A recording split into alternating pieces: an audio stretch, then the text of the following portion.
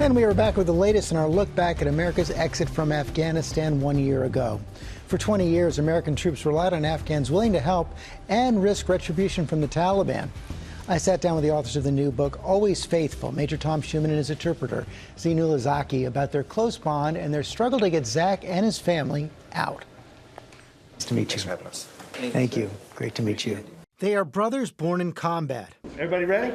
A U.S. Marine and his Afghan interpreter whose lives first intersected in Helmand province during the Afghanistan war in 2010. I was in Kilo Company, 3rd Battalion, 5th Marines. I had 1st Platoon, so I had 35 infantry Marines. I had 1 staff sergeant, 3 sergeants, and our job was to go out there, locate, close with, and destroy the enemy by fire and maneuver. And you couldn't do it without someone like Zach. I can navigate through the fields or through the deserts or the villages, but I don't understand the culture. I'm unable to interact with the populace really at all without him by my side. It became immediately evident that Zach was different, whether Zach was listening to a radio where the Taliban were talking and he knew they were about to initiate an ambush, and he sprints through a minefield, tackles the guy who's about to initiate the ambush. He went from somebody who just worked for us to he became one of us. We didn't think we are like different people. We think like same Marines, because we are in the same field.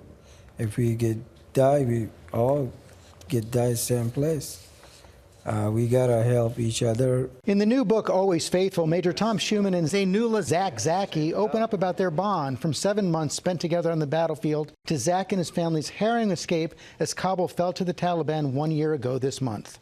In 2011, when Tom's first deployment to Afghanistan ended, Zach continued working with U.S. forces as an interpreter for an Army Special Forces unit. You made a promise to Zach before you left. I did. What was it? I said that I was going to do everything I could do to make sure that he came to America. Zach and his family were eventually forced into hiding when his work with the U.S. military made him a constant target of death threats from the Taliban. What would they say?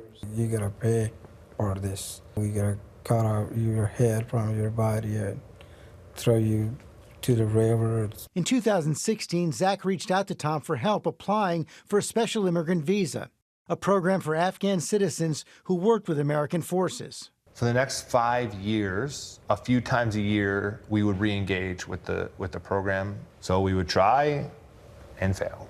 You reached out to politicians, you created a GoFundMe page. Even the Secretary of State at a hearing says he's aware of Zach's case. Give me your assurance, as you've been asked by Senator Leahy and others, that this will be a high priority to protect those men and women and their families whose lives are at risk because they were willing to stand up on our side. Yes, absolutely.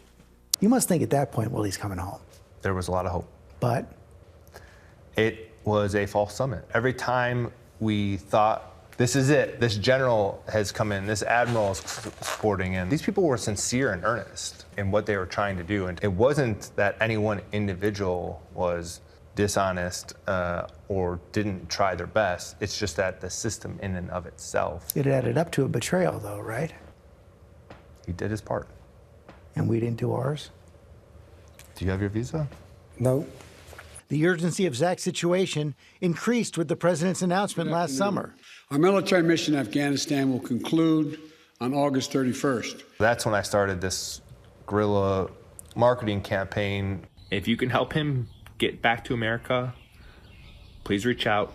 With Zach in Afghanistan trying to get passports for himself, his wife, and 4 children, Tom was working from his home in the U.S. to find someone at the airport in Kabul to get Zach's family out. We've seen those images you posted of you and your family waiting desperately outside the airport. What was that like?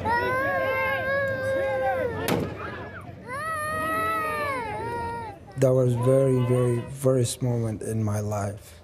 I never seen like And you'd been in combat? Yeah. There was the collapsing of a government, a country, to the enemy. Zach didn't get out on the first try, and he left you a voicemail.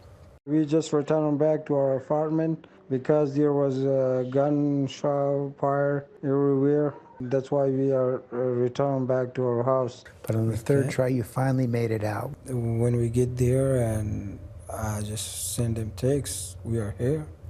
And they just tell me to come to that door and hold your son on the shoulder so we can see you. Your son was your signal. They call me Zach, Zach. That was the very happiest moment. How is it possible that he still doesn't have a visa? He was recently denied in March, and we have submitted an appeal. Still don't know what's gonna happen. Maybe they deport us again to Afghanistan or And what happens if you go back to Afghanistan? killed. So the fight's not over. Zach has spent a decade being persecuted for his service to our country, all because he wanted to see a brighter future for Afghanistan, and he felt that partnering and allying with the U.S. was the best way to accomplish that. Exactly. It boggles your mind, doesn't it? It really does. Yeah, he worked with us. He served basically, as you heard him say, as a Marine, put his life at risk. And it doesn't appear to have, that anyone has bad intentions, just the bureaucracy is stuck. Well, as the gentleman said, everybody's very earnest about it and want it, but it's been a year. He needs a visa. And when you see and you know what he did, and others, I'm sure he's not the only one. Not the only one, there are thousands. Yeah. We did reach out to the State Department. They say that more resources have been added to the SIV program, but didn't give any specific answers on Zach's case.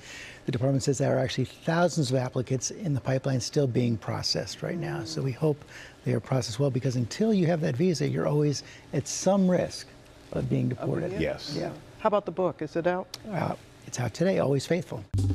Well, hey there, GMA fans. Robin Roberts here. Thanks for checking out our YouTube channel. Lots of great stuff here. So go on, click the subscribe button right over here to get more of awesome videos and content from GMA every day, anytime. We thank you for watching, and we'll see you in the morning on GMA.